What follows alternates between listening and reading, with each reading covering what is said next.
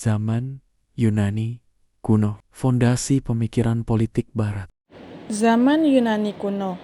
Zaman Yunani kuno memiliki peran penting dalam perkembangan ilmu politik, karena pada masa inilah dasar-dasar pemikiran politik Barat lahir. Di kota Athena, sistem pemerintahan demokrasi pertama kali diterapkan, di mana rakyat memiliki hak untuk berpendapat dan berpartisipasi langsung dalam pengambilan keputusan. Pemikiran politik yang berkembang di Yunani kemudian memengaruhi banyak tokoh setelahnya, termasuk Cicero, yang gagasan-gagasannya akan dibahas lebih lanjut. Dari masa inilah muncul dasar pemikiran tentang pemerintahan, hukum, dan keadilan yang menjadi fondasi bagi perkembangan pemikiran politik pada masa berikutnya. Pemikiran Cicero, hukum alam dan keadilan. Cicero sangat menekankan pentingnya hukum alam universal yang menjadi dasar bagi semua hukum positif dan pemerintahan yang adil. Baginya, keadilan adalah pilar utama sebuah negara.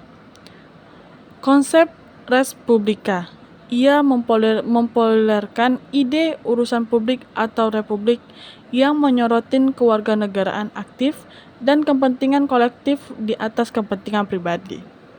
Lalu yang ketiga, keseimbangan kekuasaan. Cicero menganjurkan bentuk pemerintahan campuran yang menggabungkan elemen monarki, aristokrasi, dan demokrasi untuk mencegah tirani dan menjamin stabilitas. Res publica. Res publica berasal dari bahasa Latin yang berarti urusan publik atau kepentingan bersama. Dari kata inilah kemudian muncul istilah republik atau republik yang kita kenal sekarang.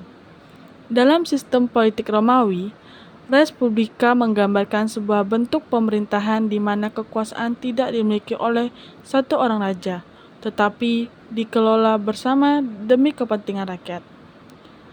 Inilah yang menjadi dasar bagi lahirnya gagasan negara hukum dan pemerintahan yang berbasis partisipasi warga. Romawi. Pada masa Republik Romawi, sekitar tahun 509 sebelum Masehi hingga 27 sebelum Masehi, bangsa Romawi menolak sistem kerajaan dan menggantinya dengan pemerintahan yang dijalankan oleh lembaga-lembaga politik seperti senat, konsul, dan majelis rakyat. Struktur ini mencerminkan adanya keseimbangan kekuasaan atau checks and balance yang sangat penting dalam sistem politik modern.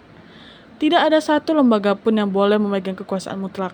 Misalnya, 2 orang konsul dipilih setiap tahun untuk memimpin pemerintahan dan tentara. Tetapi, mereka hanya menjabat selama 1 tahun agar tidak muncul tirani. Senat. Selain itu, Senat berperan sebagai badan penasihat yang terdiri dari para bangsawan dan tokoh berpengaruh. Sedangkan majelis rakyat memiliki kewenangan untuk memilih pejabat dan membuat keputusan penting bagi negara. Melalui sistem inilah, bangsa Romawi membangun konsep bahwa kekuasaan seharusnya diatur dan diawasi oleh hukum, bukan oleh kehendak pribadi penguasa. Salah satu tokoh penting yang memperkuat pemikiran ini adalah Marcus Tullius Cicero, seorang filsuf, orator, dan negarawan Romawi yang hidup pada abad pertama sebelum Masehi. Cicero memperkenalkan gagasan tentang hukum alam atau lex naturalis, yaitu prinsip moral dan keadilan yang bersumber dari akal budi manusia dan berlaku universal. Menurut Cicero, hukum yang benar bukanlah semata-mata buatan manusia, tetapi hukum yang sesuai dengan keadilan alamiah. Ia berkata, hukum sejati adalah akal yang benar, sesuai dengan alam, berlaku bagi semua orang, abadi dan tidak berubah. Dari sinilah muncul keyakinan bahwa keadilan harus menjadi dasar dari setiap kebijakan negara. Gagasan Cicero ini sangat berpengaruh pada pemikiran politik di Eropa setelahnya, terutama pada masa Renaissance dan pencerahan. Banyak pemikir seperti John Locke, Montesquieu, dan bahkan para pendiri Amerika Serikat mengadaptasi ide-ide dari Cicero dan sistem res publica Romawi untuk membangun negara berdasarkan hukum, keadilan, dan pembagian kekuasaan.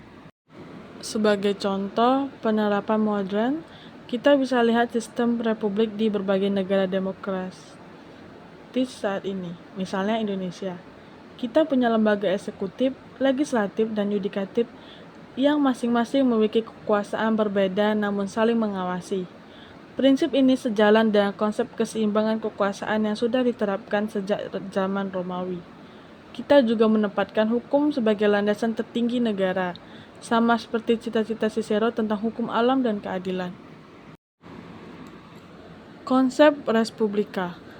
Konsep Respublika mengajarkan bahwa negara adalah milik bersama, bukan milik penguasa. Hukum harus berdiri di atas segalanya, dan kekuasaan harus dibatasi serta diawasi agar tidak disalahgunakan. Dari sistem itulah muncul fondasi pemikiran politik Barat seperti republik, demokrasi, dan negara hukum modern.